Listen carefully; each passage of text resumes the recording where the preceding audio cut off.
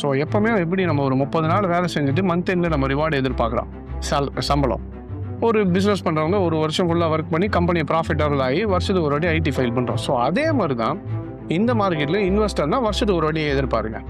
இல்லை swing ட்ரேடர்னா monthly once எதிர்ப்பாங்க. இந்த daily பண்ணுறேன், எனக்கு டெய்லி போனால் இப்போ நீங்களே யோசிச்சு பாருங்களேன். உங்களுக்கு 2 ஜாப் தராங்க. ஒன்று வந்து 30 நாள் வேலை செஞ்சுட்டு மந்த் எண்டில் உனக்கு காசு வரும். ரொம்ப கஷ்டப்படுற வேலை இல்லை, வெயிலெல்லாம் போய் வேலை செய்ய தேவையில்ல, ஏசி ரூம்லேயே வேலை செய்யலாம்.